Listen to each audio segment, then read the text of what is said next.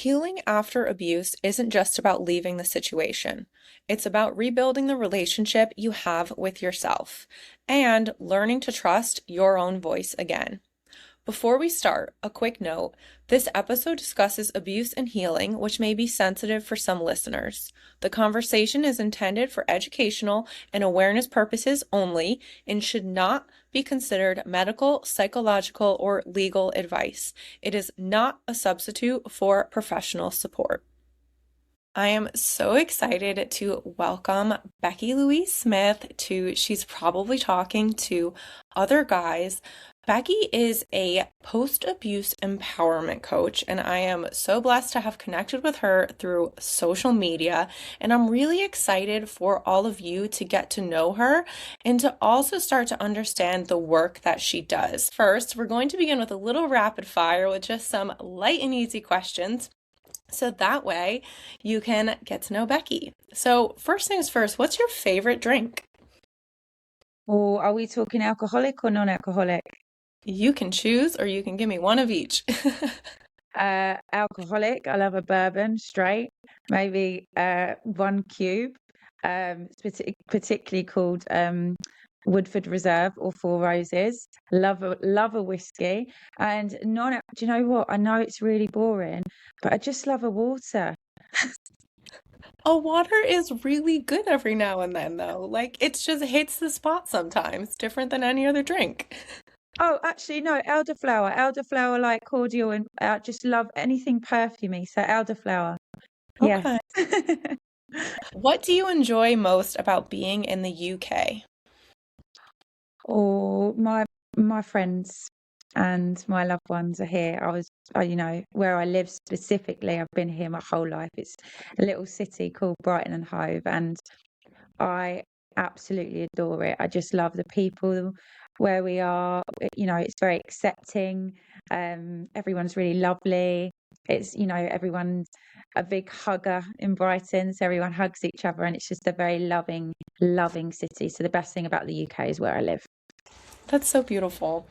What do you think that visitors should prioritize on their travel itinerary if they're coming to the UK? Uh, a combination of clothing. Prepare for any kind of weather. I think England in general is seen as quite a rainy place. And if I think about it, it's actually raining now. But be prepared for a bit of rain. What else do you need to put on the itinerary? Get some good shoes to make sure you walk around and see everything. Wrap up warm, and I think that would probably be it. The rest, it's a very friendly country. All in the UK, anywhere I've been, everyone I meet. So, get used. If you come to Brighton specifically, people do love a hug. So, as well, get prepared to be hugged. We like to hug. Get ready for the hugs. If you could choose the one song that always hypes you up, what song would it be? Oh, this is great. What one always hypes me up? Okay, so there's a song called I think it's called Hearts on Fire, and it's from Rocky. Do you know the Rocky movies? Yes. Yeah, there's a song in there. So any of the Rocky montage movies, if I'm listening to, and I really like, if I go to the gym, that pumps me up. Like I just love listening to it, and it gets me all ready to go. Love that. What is your guilty pleasure TV show? Oh, I've got so many. If I choose, then it's Fleabag. Have you heard of Fleabag? I have not heard of that, no. Oh, it's so good. It's brilliant. How do I describe it? You don't know her name. We call her Fleabag, and she actually it's about her experiences in life, but she actually talks to the camera like she's talking to you, like you're her friend, and it's brilliant. I've watched it like 6 times now, and I cannot get enough of it. It's only like 6 episodes or something per season, and they're not very long because I know, like in the US, some things I watch, you got like 22 seasons and there's like 20 episodes. So this is only like 2 seasons and you only get like I think it's 5 or 6 episodes, and that's it, and you're done. And it's phenomenal. It's really good. I highly recommend it. I definitely have to look that up because I've never heard of that. It's so good. What is a favorite snack that you always go to? Chocolate. Chocolate in the UK. Have you had UK chocolate? So, would that be considered like Cadbury? Yeah, dairy milk. But I think obviously I don't know if it's the case, but obviously Cadbury we've got um well yeah, Cadbury is like one of the and Mars. I don't know if that I don't want to say if that's UK, but in specifically the chocolate that we have in the UK, just any chocolate. Just I could eat it morning, afternoon, and evening. I am obsessed. I love it. I have to admit, being a ballroom dancer, I work with a lot of people from all over the world, and we're all coming together teaching at different studios, but they do bring chocolate over, like when they go home and then they come back and then they have snacks from all different places. So I will admit that I have definitely tried your chocolate. It tastes really good, and it has steered me away from a lot of American chocolate brands because it just doesn't taste the same anymore. No, and look, I never want to criticize or, no disrespect, but like I've had Hershey's and I'm not a big fan, but I do really like Reese's. So Reese's peanut butter Mhm. cups are so good. So I think, you can get I think it depends on your taste, isn't it? Because some people will love Hershey's, but Cadbury's, Galaxy, have you heard of Ferrero Rocher's? Yes. Oh, I love I sit and eat a whole box with no absolute don't even feel sick after it. So I just love chocolate. I got a separate stomach for it. Well, now I know if we ever meet in real life, we need to have some chocolate. We're gonna Yeah, need some Reese's. I'll bring the Reese's, you bring the Cadbury, and we're good. I'll bring everything else for you. Yeah. Do you have a favorite musical artist? Queen. All right. Bohemian Rhapsody is the best song ever written, and I will argue forever over it because that man, that band, absolute pure talent, and his voice is just like no other. So every time Bohemian Rhapsody comes on, I will listen to it from start to finish at any birthday party I have, and it's my favorite song ever written. Am I wrong in saying that it's 8 minutes long? Is it longer than that? I think it's about 7 to 8 minutes, and there was hardly, everything that they did is just so original. It wasn't overly produced. There wasn't loads of them doing it. It was just pure talent. And I think he's phenomenal. Well, he was, and he still is phenomenal. Freddie Mercury is hands down my favorite. It's phenomenal. Now, here on the podcast, she's probably talking to other guys. A lot of it is about kind of debunking some assumptions, assumptions that people make about us, assumptions people make about different topics. So, what I like to have the guests do is you're going to finish the sentence for me, and you can finish it with an assumption that people make about you, or you could finish it with something that you're usually actually doing. So, it would be, she's probably blank. Oh, he's a good. I'm going to be honest. I will answer this, but for the longest time now, I don't worry about assumptions that people make of me because mine Yeah. are the way I think. So Yeah. if I was to talk about anything, she's probably eating chocolate, to be honest, is what my friends would say about me. That's so 100%. good. I love food, so it's not very exciting. But if someone was like, if what is Becky doing? Yeah, she's probably eating some chocolate. That's so good. I love that. All right, so that wraps up our rapid fire. We are going to move in to get to know Becky and Becky's story. As I mentioned before, she is a post-abuse empowerment coach, and I want you to understand exactly what that means and how Becky got to that point. So, I'm going to let her share what led her into this work and other important details that Becky thinks you should hear from her. Oh, okay. So post-abuse empowerment coach. So specifically, I help women that have left an abusive relationship. So my background stems from 3 decades of trigger warning to anyone listening, child sexual abuse, and then two back-to-back abusive relationships. And so I turned 40 last year, and I spent a good 3 decades of my life very stuck, sad, and down, overthinking, just constantly worried that I was doing something wrong, just overthinking everything. Hence why when you asked me what assumptions are people making about me, I don't think about that anymore because I've managed to get to a point where I'm not really worried. I'm not really thinking what other people are thinking about me. So that was why you stumped me on that one. But I think for the longest time, I was in a position where I was just constantly doing stuff for other people, worried if I was going to upset them, and obviously in a lot of pain. I'd been to therapy, I'd done a lot of work, but no matter what happened, I just couldn't get past this point in my life where I was in a vicious cycle of overthinking and worried that I'd done something wrong, constantly anxious. So then last year, after pretty much nearly I did have a breakdown. I found coaching, and it completely changed my life. It helped me to see that what I'd been through wasn't my fault. It helped me to heal from child experiences that for a long time I blamed myself, because as a child I wasn't forced. So I thought there was something wrong with me. And for the longest time I thought I was worth nothing, because my ex-partners had led me to believe that, which got me into very toxic friendships and relationships, because I thought that's what love was. And then fast forward to last year, I had the biggest shift and change in my entire life. Coaching helped me to find that there was no evidence to support that I was worthless or that anything was my fault.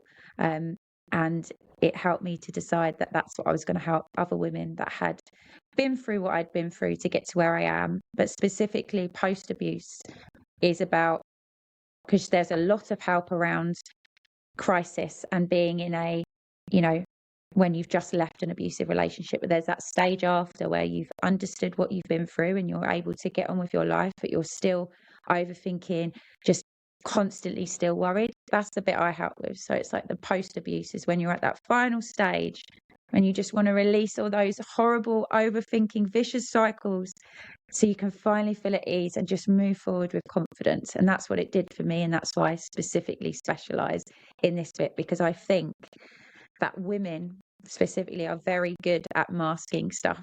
Okay. And here's an assumption that used to be made out of me. My assumption that used to be made was she's fine. She's fine. She's really strong. She's coping. But I wasn't, because I was able to just mask all the deep pain. So women are really, really good at doing that. And often they put other people before themselves. And before you know it, years have passed and you're not even doing anything that you want to do. So that's why I help women do that, because I want them to know that they can go and do anything they want and they don't have to feel guilty about it. And they do not have to feel anxious or guilty for saying that they don't want to do something. And that's what my coaching does. That is so beautiful and so meaningful. And when we connected on social media, I honestly just felt like this is a conversation that I truly believe so many people can benefit from. And even for people who maybe aren't ready to talk about it or to come forward about anything, even if you just kind of sit back and take this in, I think it's really important for everyone to know that you're not alone if you've been through this. And maybe if you haven't been through anything related to our conversation, but you know someone who has, maybe this conversation can also help you to find ways that when they're ready, maybe you can help support them and be a support system for them as they go through this. So let's dive in to a few assumptions that are made. And again, these ones, when I say them, I want you to just give your genuine reaction and then how you would reframe this. And you're allowed to swear too if you really don't like some of them. Oh, good. Because yes, that is I definitely will. Good. Thank you. Assumption one is confident women don't overthink. No, I don't. I don't. I don't agree with that at all. I think that you can look at someone and think they are the most confident person in the world, but there is still a moment where they can definitely overthink. Like, I will walk into a room, and don't get me wrong, now I feel pretty much 99% comfortable, but there's still that moment where I definitely have a moment of overthinking. And I think to assume that just because you look confident, you never overthink, that's not true, because everyone overthinks something. And I completely disagree with that. I agree with you. All right, the next one. And again, these are assumptions from the internet, which we all know the internet's not really always the nicest place. If you stayed, it must not have been that bad. Oh dear, that fucking question. Right, not you. That question can fuck off. Absolutely. It's actually very insulting to even insinuate that, because there is so many different factors around it, and actually fear, and fear for your life, and fear for your family's life, and your loved ones and your children's, comes way before anything else. And actually, this is another thing I will say about women, or anyone in general. I don't want to generalize, but because my niche is women, women are fearless and will put themselves in the firing line in order to save anyone else. That is my whole experience. So I do not agree with that at all. I think that is a stupid assumption. I To put politically, 100% agree with you. Like no, 100% agree with you on yeah, that. yeah. People pleasers just lack boundaries. I think that's a very sweeping statement. I think that's a fact that someone has said, where it's just like, well, you just lack boundaries. I think that's quite dismissive. And actually, I think when you've been in a situation where you've been made, if I talk specifically about these, me or anyone, where you've been constantly made to feel like you're doing something wrong and you're fearful, you end up doing stuff for people because you're fearful you're going to get something wrong. So I've constantly people pleased for years because I'd been in a state of fear before that. And that doesn't leave when you leave an abusive relationship or anything toxic. That doesn't just disappear. In fact, when you're so fearful of upsetting people, there's so much more to it. And yes, boundaries are amazing, but that's something you learn when you get into a place where you're safe. But it's just a very sweeping statement, and it's just not that easy to say. So that's my opinion. I love this podcast, by the way. This is epic. I love it. You're great. Fantastic. Thank Really you. good.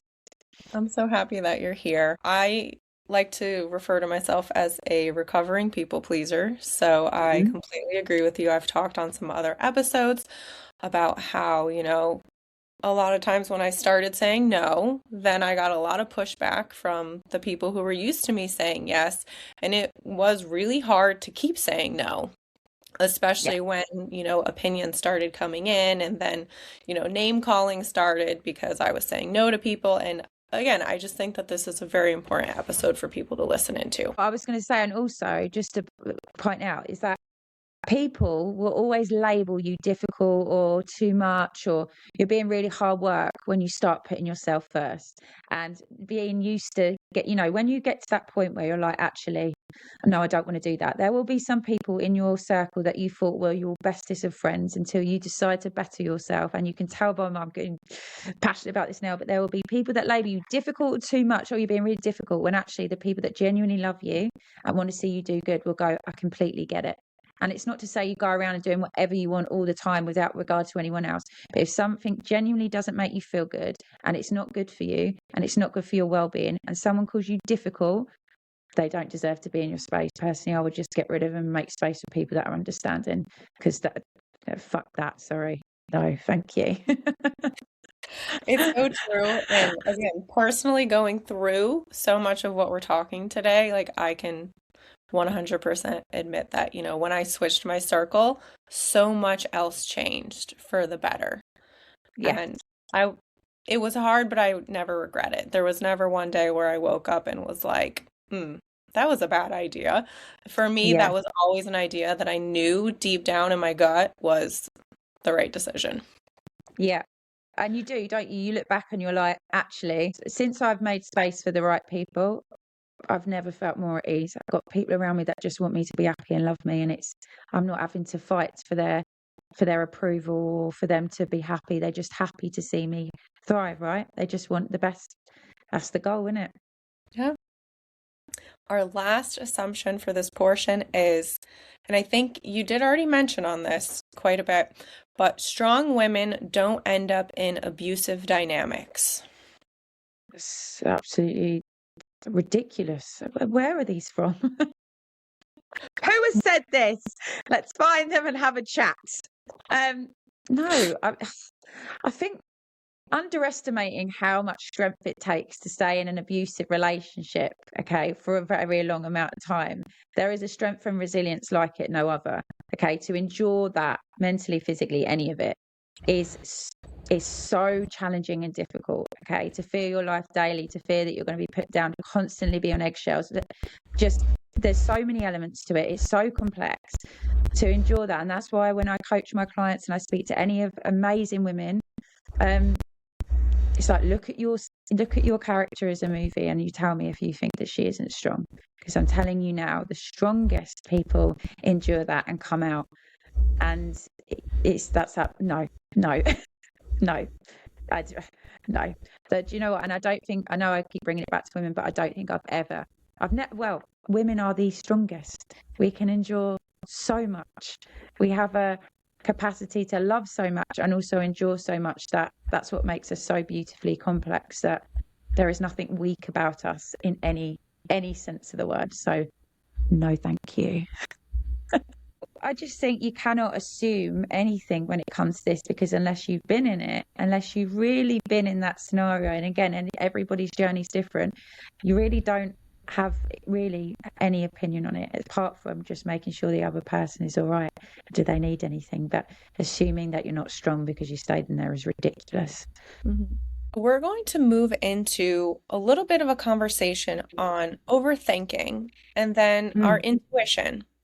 So, how do you think people can start to tell the difference between when they're overthinking something and when their intuition is trying to tell them something? Oh, that's a good question. I always like to go with my gut and how it makes me feel. So if you're if you're everything about your internal being is telling you that something is not right, your body and you knows that something is not right, and that's I would say that to trust that feeling. There's a difference between, like, for example, have I switched the oven off? Okay, that's one thing that is an example of like overthinking. But if you've decided, for example, that you really don't want to do something and the people around you are making you feel bad about it, and then you're overthinking, or you've said how you feel and then you're overthinking that conversation over and over again, but you know deep down that there was no intention behind it to be rude, that you was not doing anything horrible.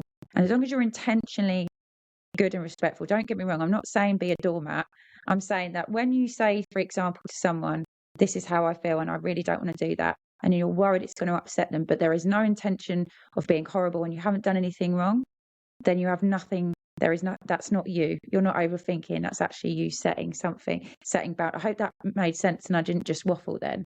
And I feel like that's the difference. That if in something is telling you that's what you really want to do, but you're worried about the other person, then it's not a you thing. And that's the difference. Did that make sense? Is that, Yes, yeah. Okay, absolutely. good. Yeah. Good. Yeah, I was going to use an example. So there was a decision that I had to make, and just, in my gut, I knew that maybe it wasn't going to end well, but maybe it was just like I didn't want to do it.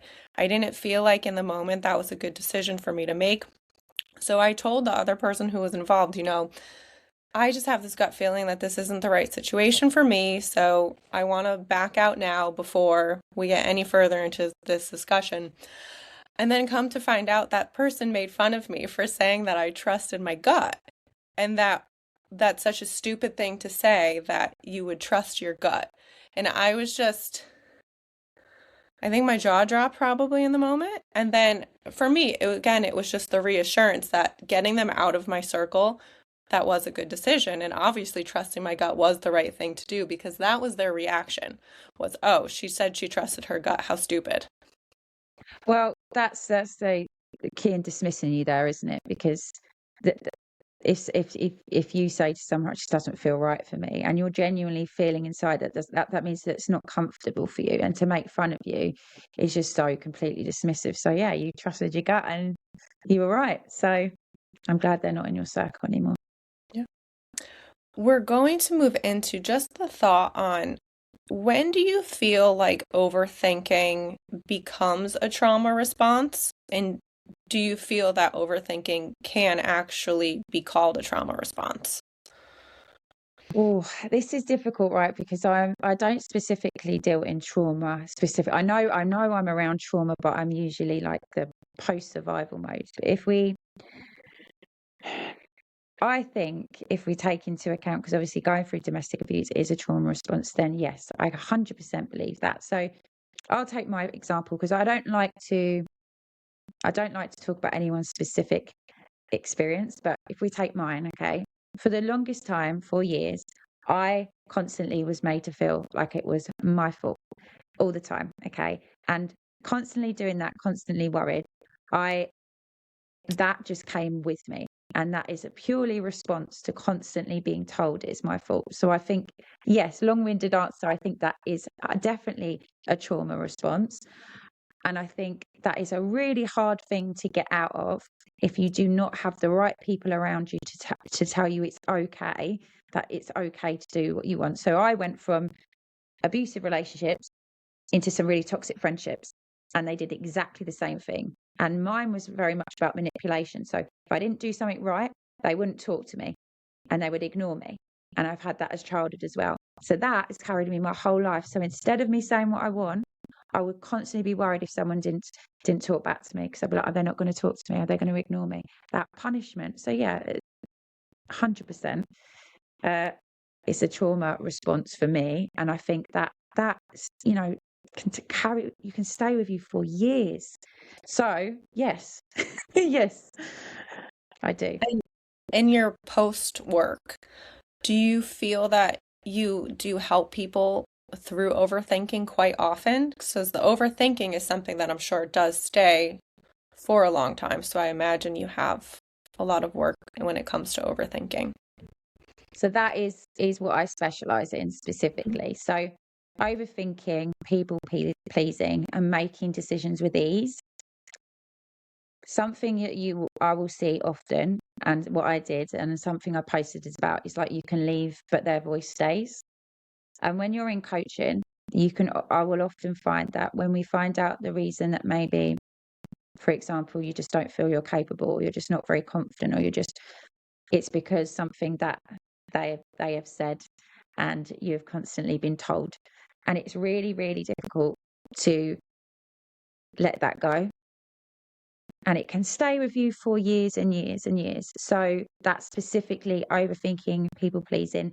And the reason I do, like you got the reason I deal specifically in that stage is because you can be fine for years, as I said, but that doesn't go. That's something you need support with, because you need to show yourself that actually you are confident and capable of doing amazing things. And it is okay to say yes, but you have to see the evidence of that, right? So sorry, I'm waffling now, but for example, when you've been in an abusive relationship for years and years and years, and then you go into the unknown and you don't know what it's going to be like, it feels much safer to just be like, okay, I'll just do what you want, because I don't want to get told off, or I don't want anything to happen. You have to show yourself that it's okay to say what you want, and you need to find the evidence to show that nothing bad's going to happen. And that's specifically what I do. Yeah. What do you feel that self-trust actually looks like in everyday life? Well, it's not big moments like anyone would think. It's not like this huge explosion of, like, you walk into a room, your confidence. It's those small moments where you're just like, you send a message to someone, or you say to someone, actually, I don't want to do this today. Or you wake up and you're like, okay, I think I'm going to go do something that I want to do, and actually I can't. Or if a friend asks you if you can do something and you're like, actually I really can't do that today, sorry, I'm actually feeling. Say for example, a friend asks you to help them with something, and you've been working at 7-8 hours or 10 hours, and you're just so tired. It's okay for you to say, actually, I can't do that today. Can we do that another day? And then sit there at ease and be like, I picked a decision for me and I don't feel anxious about it, and my chest isn't tight. That for me is self-trust. And it's like, I trust I've made the right decision. And you just carry on with your day and not thinking about it for 6 or 7 or days later. That's what it looks like in my eyes. How about you? What do you think? I feel like it's making a decision and sticking with it. And again, comes from maybe when I would make decisions and get backlash on it, or I would start saying no to people and then kind of get backlash at it. But for me, it was always if I'm going to start saying no, I need to keep saying no. Like, I need to keep these decisions. I know what my end game is, and saying yes does not get me there. So I think for me, the self-trust really came in one, kind of that phrase, trusting the universe, but also that, if I knew that I wanted to say no, I had to stick with it regardless of what was going to come next. And Yeah. that also helped me to make decisions. Yeah. Sticking to my decisions has truly helped me to feel more confident in myself. And over time, it has built more confidence because as time goes on, I could see that my results from the decision were beneficial. Yeah, which is huge, right? And this is another thing. Once you start seeing, once because you can always think about the worst thing that's going to happen, like the absolute worst thing that's going to happen. But if you can sit and think about all the good that will come from it, and then just sit in the fact that even the worst thing that's going to happen, you will get through it. Once that happens once, like you prepare yourself. Okay, someone's going to find you difficult. What happens if they find you difficult? Well, we might have a bit of a disagreement, or they might not be in my life. Okay, well, what's going to happen if they're not in your life anymore? Well, actually, I'll probably make space for good ones. So what's the worst thing that can happen? Well, actually, nothing really. What is going to happen? Well, I'm going to feel at ease and do what I want to do. And it's once you start realizing that actually good comes from it, and you see more and more evidence like you have, right? You get to see like, actually, oh, I'm good. This is good. This is actually good for me. But yeah, it's the first step you take to do it. It's so terrifying. So terrifying. But once you start, you're like, I've got this, right? It's so true. And again, I think it's different for everyone. And I would never push you to do something that maybe you're uncomfortable with. But all I can say is that I was really uncomfortable when I had to make these decisions in the moment. But now, 2.5, 3 years later, I'm so happy I did. I'm very happy for you. I'm really glad. It's a lovely place to be in. Um, and that is self-trust, isn't it? And those little moments, you don't see them. It's all internal, but it's very freeing when you can sit and be at ease with your decisions. It's lovely. And that's for me, it's like freedom and life-changing in my eyes when you're not controlled by your thoughts and emotions. Do you feel that you have this sense of not necessarily rewarding, but this good feeling from knowing that you are making a difference for women who really do need help? Oh my God, it's how do I describe it? I've made it my life's purpose to do this because to see an amazing woman who's endured so much hell for years, even tens of years, to realize that her own strength and that she's so capable and that she feels free and that she's no longer trapped in this vicious cycle, not recognizing her worth. To know that I can be a part and help that makes me very emotional. But it's rewarding, but not in a selfish way, because I couldn't imagine feeling like this and not helping anyone else do that, you know? So Mhm. when you see someone that's been through so much hell to get to a point where they know they're worth so much and they're not going to put up with rubbish again. Because one of the biggest fears is, what if I get with someone else that's abusive? And that's usually because you haven't worked on what you want first. And so you have to work on all those bits that you want about yourself, know how credible you are. And then that fear isn't there anymore, because you're like, actually, and also that fear of being alone, you don't fear that anymore, because you're like, I've got this. So it's the best job in the world, and it's wonderful when I see these women, these amazing women that I work with, have that shift and can go on to life just living it how they deserve after being through so much pain, right? It's wonderful, and I feel very lucky to be able to have the skill to do it and to do it as well. Yeah, and they're very lucky to have you. So I'm I very, appreciate you. very Thank happy. you.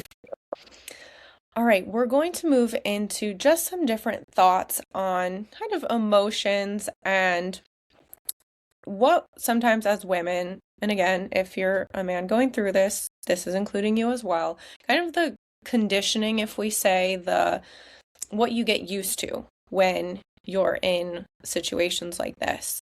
Why do you feel that women start to feel responsible for others' emotions? I think that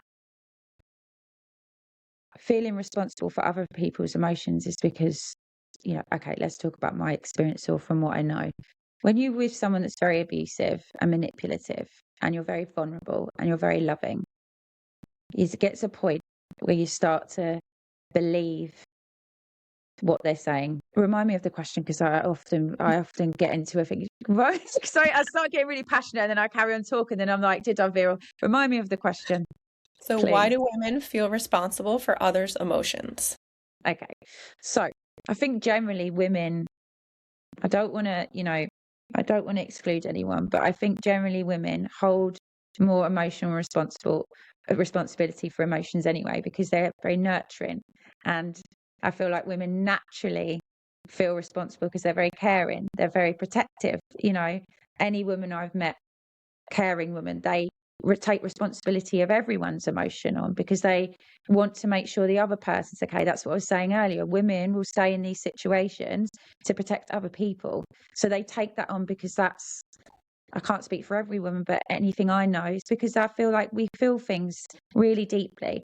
Then when you're in that position where someone is treating you horrifically and constantly making you feel like you're always doing something wrong, when you finally leave, again, that doesn't leave, doesn't it stays. So you just take on the responsibility from everyone else. And I think there gets a tipping point when you've been in an abusive relationship where it obviously gets too much, and that's when you end up with the people pleasing and everything, because you feel so responsible for everyone else, because you have been made to believe that everything was your fault. So why would it not be your responsibility to put everyone else before yourself? That's what I genuinely think. And when it comes to recovering from people pleasing or starting the process of setting boundaries, why do you feel that there's a lot of guilt involved when it comes to that process of learning how to set boundaries and learning how to say no and self-trust? I think the guilt comes from, again, being made to feel like your needs don't matter, and being constantly made to feel like you are in the wrong. In fact, it always becomes autopilot that you put other people first, because you've got the fear first, the fear you've learned to do that. Anything in an abusive relationship, you have learned to keep yourself safe. So that means I'll put myself second.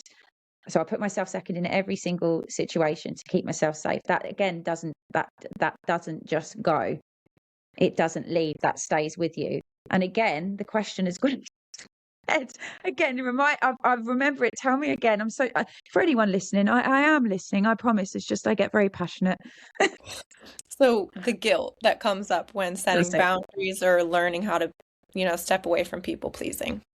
Yeah. So I think it just, again, you're made to feel like everything is your fault all the time, constantly. And this is the thing, people think it's so easy just to, you can just leave. It's not that easy. You're constantly made to feel like you're genuinely conditioned to believe that everything is your fault all the time, okay? And you protect yourself by doing everything that they say, or apologizing all the time, or just you're constantly made to feel like you're doing something wrong. Now imagine being told that over and over and over and over and over again. When it comes to the point of actually like saying no to something, that is so fearful, because if the right person is not reacting in front of you and they make you feel guilty, it's exactly the same. I'm not saying it's the same scenario, but it's the same feeling that you get, like, okay, I must have done something wrong. That guilt stays there. It's scary. It's a scary step to take when you've been made to feel guilty about everything. And it's really scary to take that step. And you also realize after a while that actually you had nothing to feel guilty for. But that guilt doesn't just go. You don't just leave and then it's gone. You still constantly worried. That guilt eventually goes when you learn to put yourself first and trust your decisions. But it's a process, right? And you will have an element of guilt for a while, because it's not something you're used to. And you don't want to be seen as being difficult or upsetting anyone or doing the wrong thing. And, but it is exhausting constantly trying to do everything perfectly. You're never going to keep everyone happy. But if they're not happy for you, then they're not the right person. That's my view. If you could give kind of maybe some baby steps or just some thoughts to begin thinking for someone who wants to start kind of unlearning some of these bad thoughts that they have, or just, this over accommodation for everyone else, what would be maybe some baby steps or some thoughts you would encourage people to try? Oh, that's a good question. So, from everything I know, and everything I've studied and everything I've worked and my coaching, the way to see that there's, nothing's bad going to happen is we need to look for the evidence. Okay. So the first thing is write down some few things that you would maybe want to do. So maybe it's that you decide that you want to do something for the day. And before you do it, you might be worrying about all of the things that go wrong. So write down scenarios of what might happen if you just chose to do that. And write down all the scenarios that you think could happen. Now, this sounds like long-winded, I know it's baby steps, but pick one small thing you want to do. For example, pick one thing. You decide that you want to go and do something for you for the day, but you're worried it's going to upset someone. Write down a few scenarios that you're worried about, and then genuinely think about what's the worst thing that can happen if that happened. And when you start to realize actually nothing bad could really happen, and then go and do it, you'll reinforce with your thoughts and yourself that actually it's okay for me to do it. And it doesn't have to be anything massive. It could be, why don't you text a friend and say, is there any chance we could do this today? And if they come back with a good response, then you've supported yourself. But I always think prepare yourself of what the worst that could happen. And as long as you know that nothing really bad's going to happen, then in reality it will be good for you. Then that is a really, really good thing to do. But always start small. Start with one thing you want to do.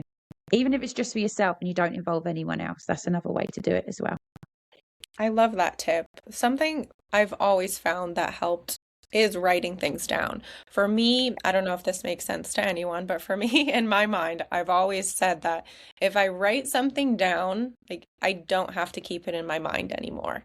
So it's almost if there's something bothering me, I need to write it down. And then I don't know how to explain it. It kind of like takes myself out of the equation in a sense where now I can just look at what I wrote down and it makes my decision easier. Like, okay, so do I really need to keep thinking about this or can I just let this go now that I've kind of taken my emotion out of it and written it on a piece of paper? Something about that. I don't know. No, writing down is such a good tool. It's a brilliant tool because you're putting it out onto paper and you're putting your thoughts onto paper because you've got so many thoughts in your head, right, all the time. It's like, which thoughts are doing me good and which thoughts are actually like stopping me from moving forward. So writing down and also focusing all the good that can happen, because you can think about, there's two things, right? You can think about the worst thing that can happen, and that's often fearful, right? And I often say, right, what's the worst thing that can happen, right? Because it's like, what's the worst? In reality, it's usually not a lot. But focusing on, if it's easier, depending on what stage you're in, all the good things that you would feel if you made that decision is a really good tool. And if you had like 5 to 6 reasons of why it is a good idea to do it, then why would you not? I love that. And we are actually moving into just a little section on some practical tools and tips. So, if someone feels alone or that they're alone in their journey, what would be kind of, again, a little baby step or just your advice for them on how to navigate that? This is a difficult one, right? Because some people do feel alone because they don't have a lot of support around them. And if you've got a lot of support around them, then I would say reach out to there's some amazing helplines for anyone that generally doesn't have support, because there's amazing groups, communities, so many women communities. So get yourself in some really supportive communities. If you feel alone and you have got people around you, then maybe find 1 or 2 people that you trust with your life and just explain to them that you're going through this situation. You don't necessarily want advice, you just want someone to talk to. But always explain what you need before you go talking about that journey, because some people will want to give you advice, they want to tell you, and that's actually not what you need. So the best advice I would give is find someone you trust with your life. Just explain to them what you're going through. Say you're feeling very lonely. Say, I just need to talk about this. I need to know that you're there, because sometimes you need to give people instructions for them to know, because some people will just go and you sometimes don't need that. But maybe find someone that you trust really deeply and just tell them what you're going through, and just let them know the most comfortable way you can that you just need to know that they're there. And that would be my that would be my best advice. Just make sure you've got someone that you trust that understands you, and talk about it when you're comfortable, but say what you need and tell them what you don't want. I agree that that's very important to make sure that you explain what you don't want them to do because a lot of people think that offering advice is helpful, but in situations that maybe they haven't been in, they don't realize that, their advice probably isn't going to help. And I think sometimes it can kind of cause more of a negative feeling about it.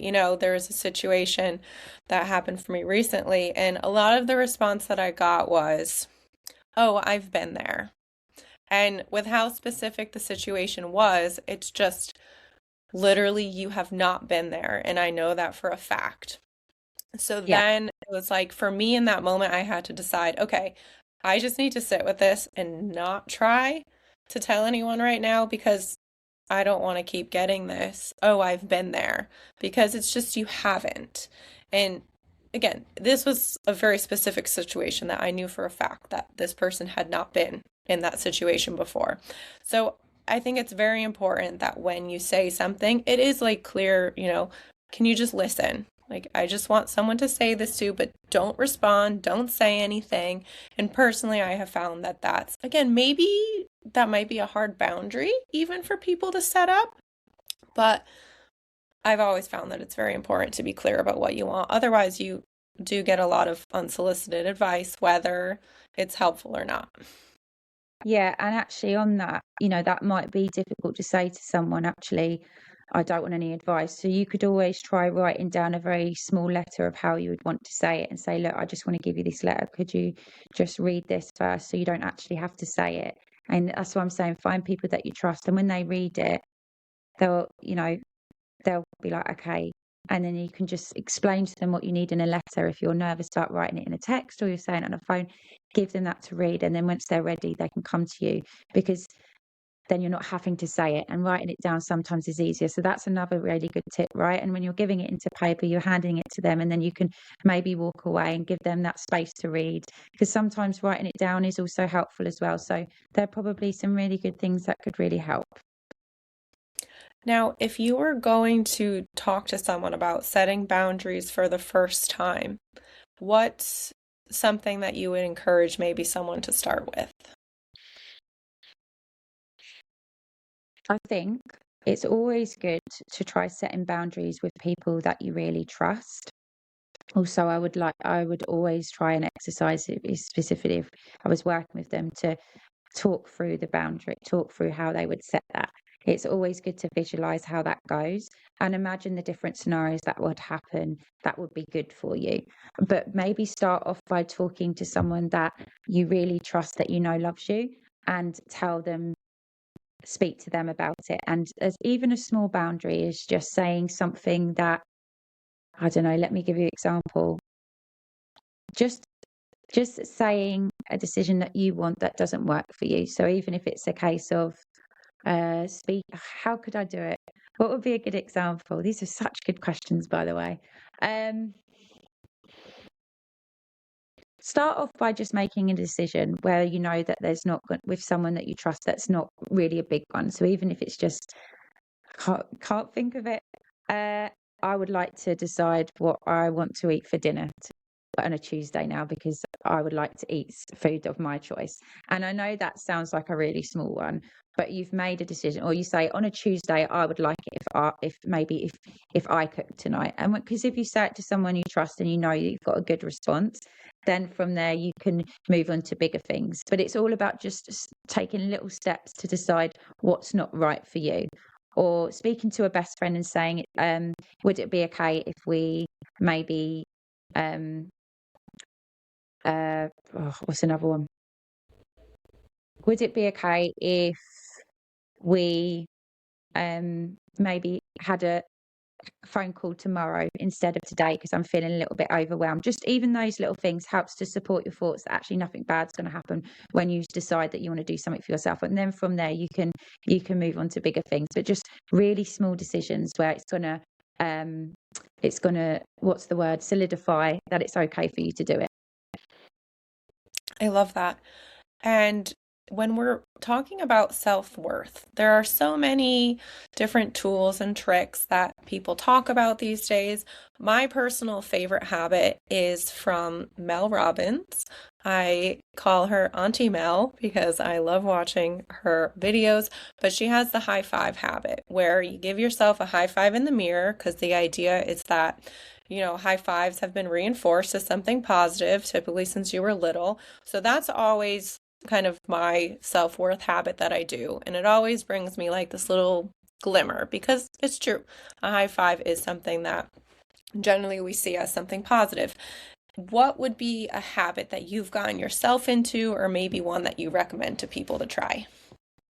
Oh, I love the movie one that I used earlier, and I use it with my clients. I use it with my friends. It's that at any point, if you think that you're not capable of something, just think of your watching yourself as a character in a movie. If at any point you think, "Oh, I just don't know if I can do this," see how much you've overcome and look at yourself in the third person, and then you try and tell me all the things that you feel, and I guarantee you'll think, if you was to think like that, you would think how absolutely incredible you are. And if any point you doubt yourself, you will get up and be like, I've survived all that, I can do anything. That's what I do ever. I always think about everything I've overcome, and it's like I can do anything. And I would highly recommend anyone to do that. The same for you, right? If you looked at your character in a movie and all you've become, what would you think about all you've done? I would say that she is a bad bitch and she got through all of that, even in the moments when she didn't think she was going to. Exactly. Now imagine waking up being like, well, I'm sure you do, but feeling like, yes, I'm a bad bitch. Imagine what you could accomplish with that. And that for me is gold. That's works and I do it and I love it. That just gave me like little tingles too when we were Good, talking because you about that. are a bad bitch and you can do anything. And this is the thing, women think that they are not always capable. When you look at all you've survived, you can literally do anything. Anything. You're phenomenal. So remember your character always. I love this. I am so happy that we are chatting together right now. Same. I'm having a great time. Cheers to social media for connecting us together. Absolutely. One last portion in the tools and tips. When overthinking starts, a lot of times it can lead to a spiral, which kind of spiraling out is what we want to try to avoid.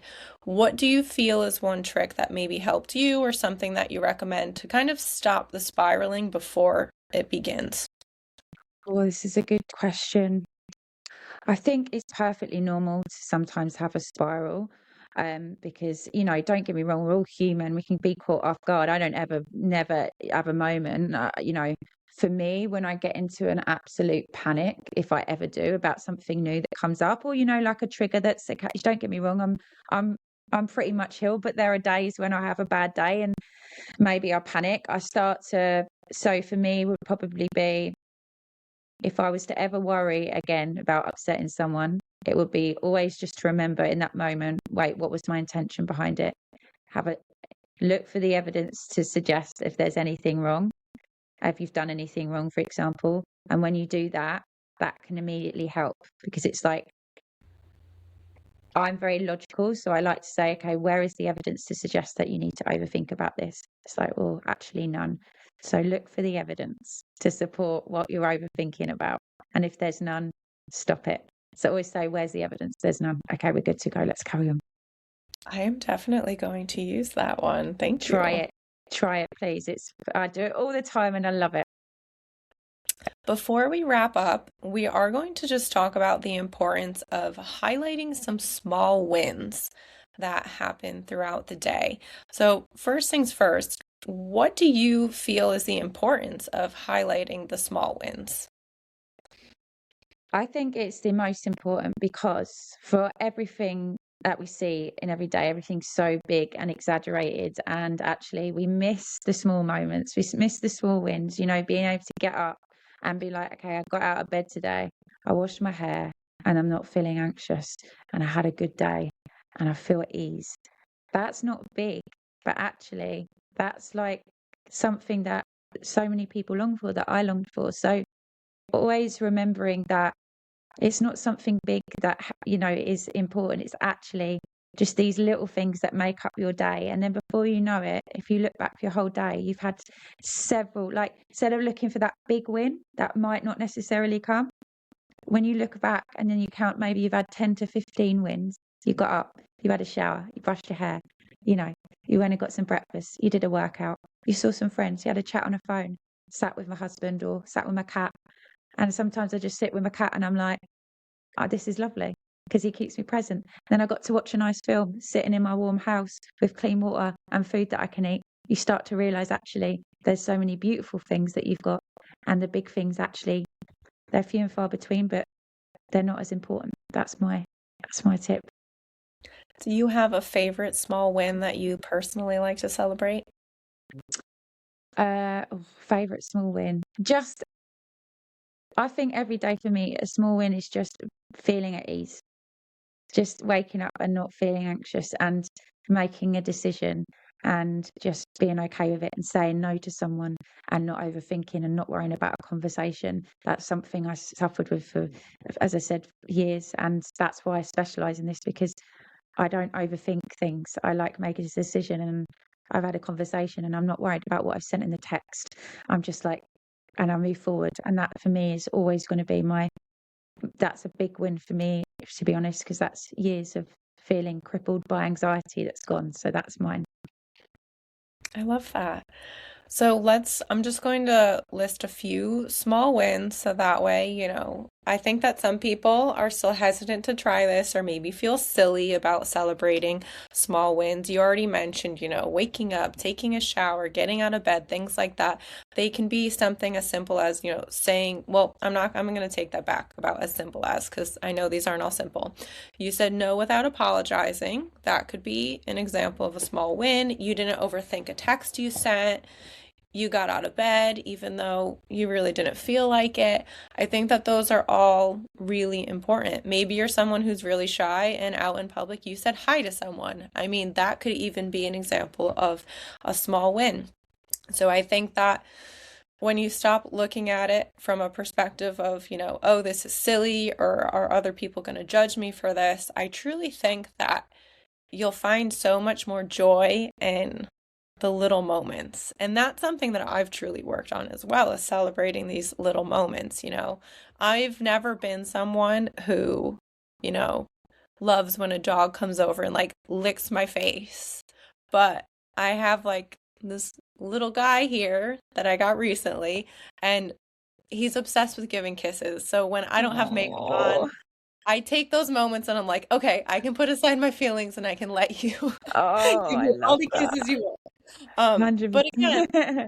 I think it's just these little things, I was never like that, but now I have this little guy and that's all he loves to do. So I'm like, okay, this is going to be my little win for today. He's happy, I'm happy, we're good. I love it. I love it. You know what? I got a cat called Max, and he really does teach me to be present, because animals don't overthink.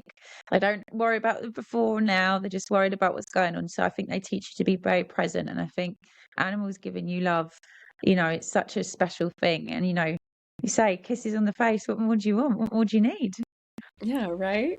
So I had a feeling you would be in full support of tiny wins, and I hope that everyone listening, if you haven't tried celebrating your tiny wins, give it a shot and see how you feel. Yes, 100%. I had such a great time chatting with you today. Again, I'm so happy that we connected. Before we say goodbye, I would just like for you to let listeners know where they can find you on social media or where they can connect with you if they think that they want to reach out. Well, firstly, thank you, because you're an absolute delight. This show is epic. I've had an amazing time, so thank you. And thank you for reaching out also, because I'm very honoured, by the way. Like, you're fantastic, and the top is excellent that you're wearing, by the way. I'm loving the leopard print. It's bad bitch, bad bitch. Yeah.